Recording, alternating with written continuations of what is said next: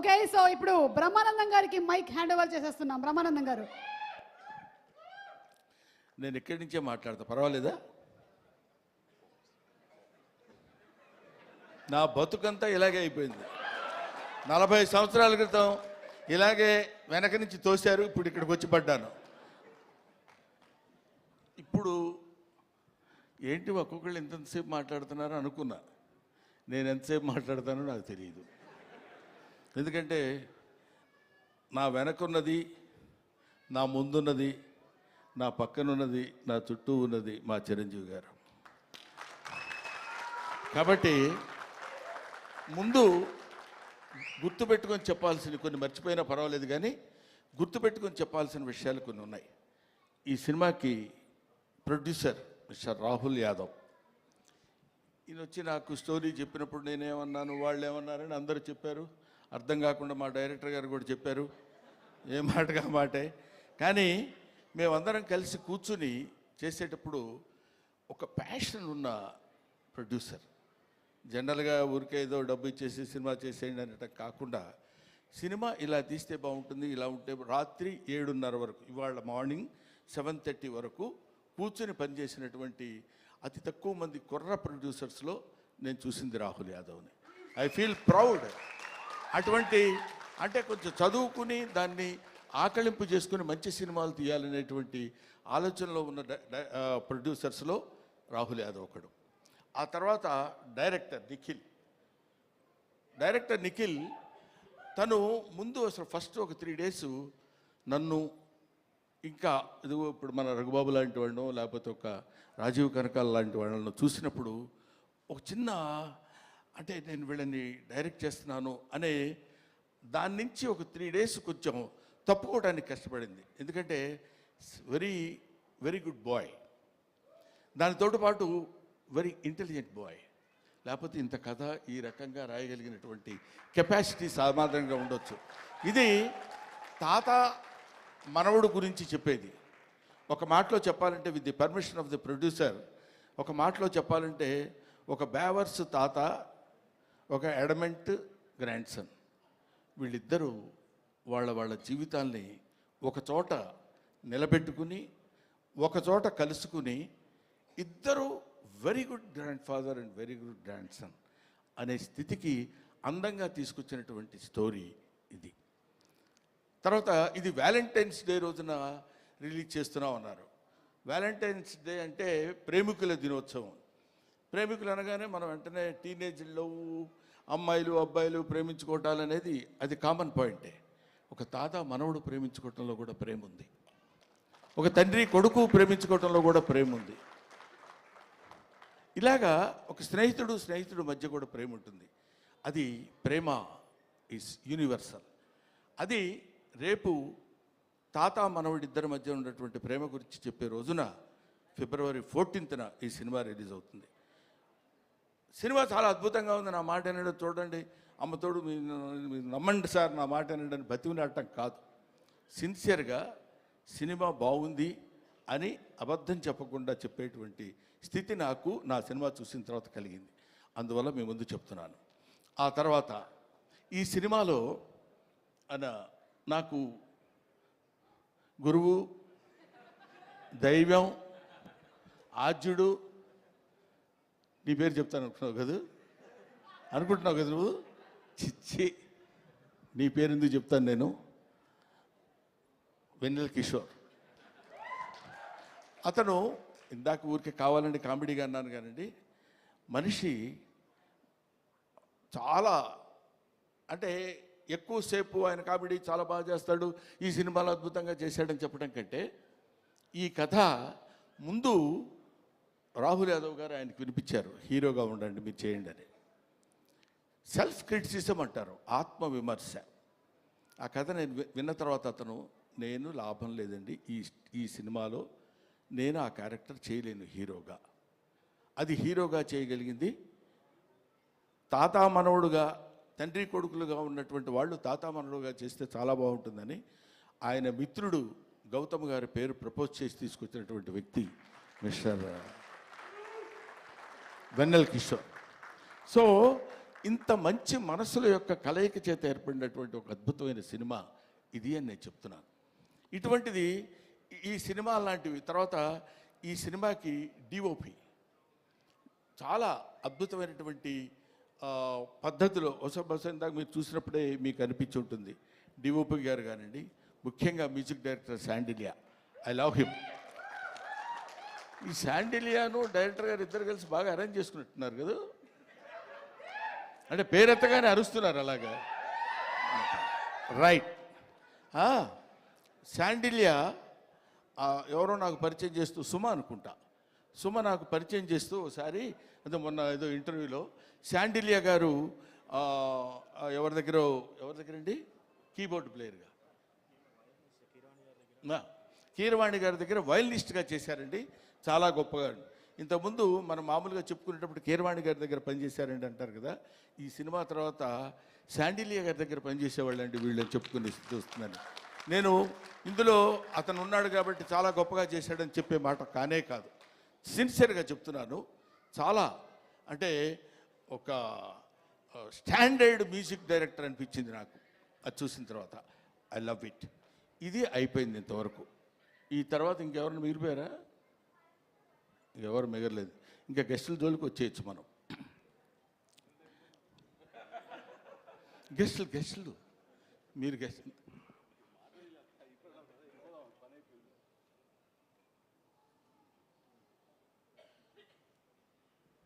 అది ఇప్పుడు అనిల్ రావుపూడి మా అబ్బాయి చెప్పాడు ఇందాక, ఈవీవి సత్యనారాయణ గారు ప్లస్ జంజాల గారు ప్లస్ ఎస్వి కృష్ణారెడ్డి గారు ప్లస్ రేలంగి నరసింహారావు గారు వీళ్ళందరినీ ఒక మిక్సీలో వేసి గిర్రుని తిప్పితే అనిల్ రావుపూడి. వీళ్ళలో ఎక్కడ ఏది ఎంతవరకు వాడాలో అంత అద్భుతమైనటువంటి కామెడీని ఈ రోజుల్లో పండించి తనకంటూ ఒక ప్రత్యేకమైన స్థానాన్ని తెచ్చి this is the power of comedy అని ప్రూవ్ చేసినటువంటి director today, that is Anil Ravipudi. This is the power of comedy అని ఊరికే నేనేదో సౌండ్ పెంచి మాట్లాడుతున్నానని కాదు, 300 crores కలెక్ట్ చేసినటువంటి సినిమా తీసినటువంటి వ్యక్తి. సో అటువంటి అనిల్ రావుపూడి ఆయన డౌన్ టు ఎర్త్, పిలవగానే అలాగే గురుగారు డెఫినెట్గా వస్తాను అని చెప్పొచ్చారు. ఆ తర్వాత మనందరం తెలుసుకోవాల్సినటువంటి వ్యక్తి, మనకి ఆదర్శప్రాయమైనటువంటి మనిషి అని అనొచ్చు, అనటానికి పెద్ద ఏమీ ఇబ్బంది పడాల్సిన అవసరం లేదు. నాగ్ అశ్విన్ గారు, ఆయన కల్కి సినిమా డైరెక్టర్. మామూలుగా ఒక సినిమా డైరెక్షన్ చేస్తేనే అసలు డోర్ దగ్గరనే కారు ఒకటి తీస్తాడు, అది తీసి ఫ్యామిలీ అనుకుంటూ వచ్చే రోజుల్లో ఒక సినిమాలో కామెడీ క్యారెక్టర్ ఏదో చేస్తే అద్భుతంగా పండిపోతే నా అంత టోళ్ళు లేడు అనుకునే రోజుల్లో ఆయనకు ఒక కారు ఉంటుంది. అది ఎవరి కోసమో వాళ్ళందరినీ మెప్పించడం కోసం పెట్టే కారు కాదు, తన పద్ధతి, తన విధానం, తను very very very what is human being అనేది ఎలా ఉండాలో మనం నేర్చుకునేటువంటి అతి తక్కువ మంది ఈ రోజుల్లో భూమి మీద సంచరిస్తున్నటువంటి రోజుల్లో నాగ్ అశ్విన్ ఒకడు. I love him, I respect him, I admire him, everybody should admire him. ఇవాళ మనం మాట్లాడుకుంటూ చెప్పే విషయం అయిపోయారు. రఘుబాబు అనుకుంటున్నాడు నా గురించి చెప్పడేంటి, వాడు మన సుధాకర్, కమెడియన్ సుధాకర్ కొడుకున్నాడు అక్కడ బెన్నేని. వీళ్ళందరూ కొంతమంది ఉన్నారు, ఆడపిల్లల విషయం కన్ఫ్యూజ్ అవుతాను పేర్లు. మీరు మాట్లాడితే తాత తాత అంటున్నారు. నాకు చాలా సంతోషంగా ఉందండి. ఎంత సంతోషంగా ఉంది తాత అంటే. అసలు మరీ ఈ అమ్మాయి అయితే రావడం తాత అనుకుంటూ వస్తుంది సెట్లోకి. అంత మరీ వినపడేట్టు అరవక్కర్లేదులేమ్మా, తాత అనే క్యారెక్టర్ తెలుసు కదా, దానికి ఎందుకు దాని గురించి అని. సరే, ఆడపిల్లలు వాళ్ళ మేరకు అందరి చేత అద్భుతంగా నటింపజేయించినటువంటి దర్శకుడికి, వాళ్ళకి అవకాశాన్ని కల్పించినటువంటి ప్రొడ్యూసర్ గారికి అందరికీ నా హృదయపూర్వకమైన నమస్కారాలు తెలియజేసుకుంటూ, ఎవరినైనా మర్చిపోయి ఉంటే క్షమించండి, లేకపోతే లేదు, అది మీ ఇష్టం, నేను దానికి ఏం చెప్పలేను. పోతే one and only that is megastar Chiranjeevi. Megastar Chiranjeevi గారి గురించి కోర్స్ ఆయన గురించి మాట్లాడటానికి నా ఒక్కడికే క్వాలిఫైడ్ మ్యాన్ అనుకుంటున్నాను. ఆయన 40 సంవత్సరాల సుదీర్ఘమైన ప్రయాణం ఆయనతో, నా 4 decades. ఆయన ఖైదీ సినిమా చూడటం కోసం భీమవరంలో, అప్పుడు అత్తిరి కాలేజీలో లెక్చరర్గా చేసేవాడిని. భీమవరం వచ్చినప్పుడు పని మీద హడావుడిగా వెళ్ళిపోయి ఆ సినిమా చూసి వచ్చి ఎవడో కుర్రాడు భలే చేస్తున్నాడు రా, అసలు ఏదండి అదే చెప్తున్నాను. భీమవరం నేను అత్తిలి అంటే ఒక it's neither village Nar A town కావాలనుకుంటే, కొంచెం సిటీ లాంటి ప్లేస్ కావాలనుకుంటే భీమవరం వెళ్ళేవాళ్ళం. అప్పుడు నా మిస్సెస్ ప్రెగ్నెంట్గా ఉంది. ఏడ్రా ఇక్కడ నేను గబుక్కుని ఎవరినో చూపించినట్టు ఉన్నప్పుడు తను తీసుకుని భీమవరం వెళ్ళి భీమవరంలో చెకప్ చేయించుకొని అది పాజిటివ్ వచ్చింది అనగానే గబ పరిగెట్టుకుంటూ ఆవిడని లాక్కుని ఆల్మోస్ట్, ఎందుకంటే ఆ సినిమాలో ఫస్ట్ ఫైట్ బిగినింగ్లోనే ఫైట్ ఉంటుంది, ఇది ఖైదీ ఫైట్. అంతవరకు అట్లాంటి ఫైట్ చూసిన వాళ్ళు లేరు.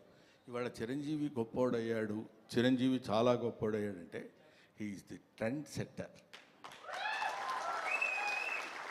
ట్రెండ్ సెట్టర్ అంటే మనం to be frank with you, fights అంటే ఒక రకంగా చూసినటువంటి వాళ్ళం, ఇదేంటి ఇలా కూడా ఫైట్స్ చేయొచ్చా, ఇలా కూడా చేస్తారా అనేటువంటి ఒక దిగ్భ్రాంతిని కలిగించినటువంటి ఆనాడు ఒక ఫైటర్, ఒక ఫైట్ మాస్టర్స్కి ఏం చెప్పాలి అనేటువంటి ఆలోచనలో పెట్టినటువంటి వ్యక్తి చిరంజీవి గారు. ఆ రోజు ఖైదీ నుంచి ఈ రోజు వరకు ఆయనతో ఎన్నో ఎన్నో ఎన్నో ఎన్నో సినిమాలు చేశాను. అది పక్కన పెడితే ఆ తర్వాత కొంతమంది, ఇప్పుడు నేను కొన్ని ఫంక్షన్స్కి ఆయనతో పాటు అప్పట్లో ఘరానా మొగుడులో అది గుంటూరులో జరిగింది, 100 days ఫంక్షన్ గుంటూరులో జరిగితే మొత్తం అంటే కనుచూపు మేరకు, ఇప్పుడు ఇట్లా కూర్చున్నప్పుడు ఇది ప్యాంటు ఇది షర్టు ఇట్లాగా కనపడేది కదా, అలా కనపడలే. ఇక్కడి నుంచి చూస్తే అన్ని తలకాయలు అలా అలా అలా కదులుతున్నట్టున్నాయి, 1 ఎకరం 2 ఎకరాలు. అది Chiranjeevi charisma on the stage. అది నేను చూశాను కాబట్టి నేను ఒక్కడే ఆ విషయం చెప్పగలను. అది ఆయన కారులో లక్కీగా ఏంటంటే, అప్పుడు బ్రహ్మానందం చిరంజీవి గారికి చిన్న అల్సేషన్ డాగ్లా ఉండేవాడు. అంటే ఆయన రక్షిస్తాడని కాదు, ఆయన కారు ఎక్కితే గబుక్కని డాగ్ కూడా ఎక్కి కూర్చుంటుంది. అది Brahmanandam place on those days. అక్కడి నుంచి ఆయన ఎక్కిన బస్సులో బెజవాడలో స్టే చేసి గుంటూరు వరకు వస్తున్నప్పుడు, బెజవాడ నుంచి గుంటూరు వరకు జనం బస్సు పక్కన ట్రైన్స్లో దాన్ని ఏమంటారు మోటార్ సైకిళ్ళ మీద వాటి మీద వీటి మీద వెనక ఏమైనా అయిపోతామేమో అన్న భయం కూడా కలిగే రోజుల్లో అది ఆయన చరిష్మా. కాలు కదిపితే 2 రాష్ట్రాలు, ఇవాళ 2 రాష్ట్రాలు, ఒకప్పుడు ఆంధ్రప్రదేశ్ గిల్ల గిల్ల గిల్ల గిల్ల కొట్టుకునేది. చిరంజీవి డాన్స్ అంటే ఇది కదా చిరంజీవి డాన్స్ అని అనుకునేవాళ్ళు. డాన్స్ సాంగ్ చెయ్యటం అంటే that credit goes to Chiranjeevi only, one and only. ఆ తర్వాత ఫైట్స్, తర్వాత కొన్నాళ్ళు మాకు భయం వేసింది, మా బొచ్చల్లో రాయేస్తాడేమో అని. అంత బాగా కామెడీ చేస్తాడు ఆయన. అది చూడండి, అది ఏమీ ఎరగనట్టు అట్లా ఫేస్ పెట్టి ఇలా అన్నట్టు, ఎంత మేమందరం సరదాగా కామెడీ సార్ ఏ కిషోర్ నువ్వు కూడా చేసినట్టున్నావు కదా, ఏముంది సార్ అన్నట్టు ఉంటుంది. కానీ మన భయాలు మనకు ఉంటాయి. అది అనేక రకాలైనటువంటి, ఇప్పుడు ఎవరు నేర్పారమ్మ ఈ కొమ్మకు పూలిమ్మని రెమ్మకు అన్నట్టు, ఎవడు నేర్పాడు ఈయనకి హార్స్ రైడింగ్? ఎవరు నేర్పాడు? ఇవాళ నేర్చుకుంటానికి వాళ్ళ ఫాదర్ హార్స్ రైడింగ్ నేర్చుకోరా అని చెప్పి అక్కడికి పంపించరా, తనే నేర్చుకున్నాడు. కొదమ సింహంలో అలా పట్టుకుని కౌబాయ్ లాగా క్యాప్ పెట్టేసి వెళ్ళిపోతున్నాడంటే దట్ ఈస్ చిరంజీవి. అసలు బంగారు కోడి పెట్ట అన్నప్పుడు ఇదిగో ఇది 25 years బ్యాక్ చరిత్రని ఇప్పటి వరకు మీరు గుర్తుపెట్టుకుని ఉన్నారు. That is Chiranjeevi. ఊరికి నేను చిరంజీవిని పొగట్టం కోసం నేను ఇవాళ రమ్మలేదు. ఆయన ఇవాళ యాక్సెప్ట్ చేసి ఇక్కడికి వచ్చి ఏది చేసినా అదొక అద్భుతం, ఏది చేసినా అదొక ఆశ్చర్యం. కొన్ని ఆశ్చర్యాలు మనం చేయలేం, అవి కుదురుతాయి అంతే. Wonders cannot be made, they happen. అటువంటి ఆశ్చర్యకరమైనటువంటి జీవితాల్లో జన్మల్లో ఒక జన్మ చిరంజీవి గారిది. ఇంకా చాలా చాలా చెప్తూ, అందుకనే ఆయన్ని ఊరికనే చాలా గొప్పవాడండి చాలా గొప్పవాడని కాకుండా కారణ జన్ముడు అనటానికి రీజన్ అది. ఇటువంటి కారణాల వల్ల పుట్టినటువంటి వ్యక్తి. ఇందాక నుంచి ఇప్పుడు ఆ అమ్మాయి మాట్లాడుతున్నప్పుడు చిరంజీవి గారు మిమ్మల్ని చూస్తూ అని కళ్ళ నీళ్ళు పెట్టేసుకుని ఆ యాంగ్జైటీ, ఎక్సైట్మెంట్ నేను చూశాను చాలా చోట్ల. ఆయన పక్కనే ఉంటుండేవాడు కదా, వెళ్ళినప్పుడు ఏమన్నా వచ్చేసి గడగడ పడుకుని ఇలాంటివి ఎన్ని ఎన్ని ఎన్ని ఎన్ని చూశాడు. ఆయన చూడని చరిత్ర, ఆయన చెప్పని చరిత్ర, ఆయనకి తెలియని చరిత్ర. That is Chiranjeevi. ఈరోజు చిరంజీవి గారు ఇంకొక విషయం చెప్పేసి బోరు కొడుతున్నారా అనిపించుకోవడం కోసం చెప్పా. ఇంకో విషయం ఏంటంటే, నేను కింగ్ ఇండియన్ సినిమా కాదు, కింగ్ ఆఫ్ వరల్డ్ ఫిలిం ఇవాళ కాదు. నేనేదో ఊరికనే మీరు ఇండియా అన్నారు కాబట్టి నేను వరల్డ్ అందామని కాదు. ఇలాంటి మూమెంట్స్ కొన్ని లక్షల మూమెంట్స్ చేశాడు. ఊరికే చిరంజీవి గారి గురించి ఇంకా ఎంతో గంటలు గంటలు గంటలు గంటలు చెప్పినా సరిపోదు. ఒక్క విషయం చెప్తున్నా, మొన్న ఈ మధ్య వచ్చినటువంటి Guinness book of world record గురించి. ఒక సాంగ్లో కొన్ని మూమెంట్స్ ఉండాలి. అలాంటి మూమెంట్స్ ఇప్పుడు మీరు ఒకసారి చిన్నపిల్లలే ఉంటే గుర్తుంటుందో లేదు తెలియదు కానండి, రగులుతుంది మొగలి పొద, ఆ పాటలో బా ఏంటిది బాడీయా లేకపోతే ఏదన్నా ఒక రబ్బర్ ఇదే అనేటువంటి స్థితిలో ఆ సాంగ్లో ఉన్న మూమెంట్స్ మాత్రమే మనం చూసి కౌంట్ చేసుకోగలిగాం. ఒక్కొక్క మూమెంట్ ఓకే చేయడానికి ఆ కొరియోగ్రాఫర్ ఎన్ని టేక్స్ చేస్తుంటాడో ఆలోచించండి. హీరోయిన్ తప్పు చేసినా చేయాలి, ఆయన తప్పు చేసినా చేయాలి, పొరపాటు జరిగితే చేయాలి. అలాంటిది ఒక్కొక్క పాటలో కొన్ని 500 సార్లు 1000 సార్లు రిహార్సల్ చేసి ఉంటాడు ఆయన. అలాంటి పాటలు ఎన్ని సినిమాల్లో చేసి పాట, డాన్స్, కొరియోగ్రఫీ అంటే చిరంజీవి. కొత్త వాళ్ళు ఎవడన్నా వచ్చాడంటే ప్రభుదేవాకి ఆ రోజుల్లో చెప్పి దా నువ్వు చెప్పు చెయ్యి ఏం చేస్తావని జగదేక వీరుడు అతిలోక సుందరిలో చేస్తుంటే అది ఈయనకి ఏం చెప్పాలి ఎలా చెప్పాలి అనే లారెన్స్ మాస్టర్ దగ్గర నుంచి తిప్పలు పడ్డాయి నాకు తెలుసు. అటువంటి చిరంజీవి గారి గురించి ఇంకా చాలా చాలా చెప్పచ్చు. ఇప్పుడు ఎంత ఎదిగినా అంత ఒదిగి ఉండేటువంటి మనస్తత్వం కలిగిన వాడు చిరంజీవి అంటానికి నా బిడ్డ విషయంలో జరిగిన చిన్న సంఘటన చెప్తాను. ఇంతటితోటి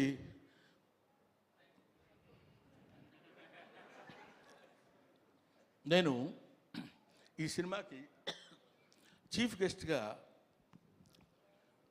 ఆయన్ని పిలుద్దాం అనుకుంటే సరే ప్రతిసారి మనకు తెలుసు కదా ఆయన గురుగారు మన ఇంట్లో అంటే వస్తాడు ఆయన. వీడి ప్రతిదానికి ఎక్కడ ఏదైనా రండి అంటాడేంటి అని అనుకుంటారేమో అనే ఆలోచనతో కొంచెం తటపటాయించా. నాకు నా తమ్ముడు ఉన్నాడు ఎదురుగా, రాజా రవీంద్ర, అతనితో చెప్పా ఇట్లా మీరు ఎందుకు సార్ అలా అనుకుంటారు, ఆయన అలా అనుకోడు సార్ అన్నారు. అయినా నాకు కొంచెం చాలక ఎవరినన్నా పిలుద్దామా, ఎలాగన్నా ఎవరన్నా వస్తే బాగుంటుంది కదా అనుకుంటే ఈ విషయం తను చిరంజీవి గారికి చెప్పాడు. ఏమండి బ్రహ్మానందం అనే సినిమా వాళ్ళ అబ్బాయితో తీశాడు, యాక్ట్ చేశాడు, మిమ్మల్ని చీఫ్ గెస్ట్గా పిలవాలనుకున్నాడు. కానీ గురువుగారిని మరీ మనం ఎక్కి తొక్కేసినట్టు బాగుండదురా, ప్రతి చోటకి 9వ తారీఖు 5వ ఫంక్షన్ ఉంది, 10వ తారీఖు అయితే మళ్ళీ 11వ తారీఖు ఫంక్షన్ అంటే కొంచెం ఇబ్బందిగా ఉంటుందని అన్నాడంటే ఆ ఫోన్ ఇలాగి అని తన దగ్గర ఫోన్ తీసుకుని సడన్గా చూస్తే ఈయన ఫోన్, బ్రహ్మం రా చాలా కాలం అయింది మాట్లాడి, నన్ను పిలవడానికి ఎందుకంత మొహాటపడ్డావు? లేదు నేను ఇటు సైడ్ నుంచి అంటే మాట ఇంకా అక్కడి నుంచి వాయిసే ఒకటి, దానిలో చేసిన తప్పు ఇంకోటి, ఈ రెండు కలిపినప్పుడు లేదు. గౌతమ్ నీకు బిడ్డ, నాకు బిడ్డ లాంటి వాడేరా, నువ్వేమి ఆలోచించొద్దు, నువ్వు ఎక్కడో టైము రాజా రవీందర్కి చెప్పు, నేను వస్తున్నాను, you just note it down, that is Chiranjeevi. ఆ చిరంజీవి అంతెత్తు ఒక విశ్వనట వ్యాప్తంగా వచ్చినటువంటి, విశ్వమంతా విహరించినటువంటి ఒక అద్భుతమైన వృక్షం కింద మనకి కల్పవృక్షం కింద కనపడ్డా. కల్పవృక్షం అనే పదం ఎందుకు వాడాను, పిచ్చి పిచ్చిగా ఆయన పొగట్టం కోసం మాట్లాడే మాట కాదు.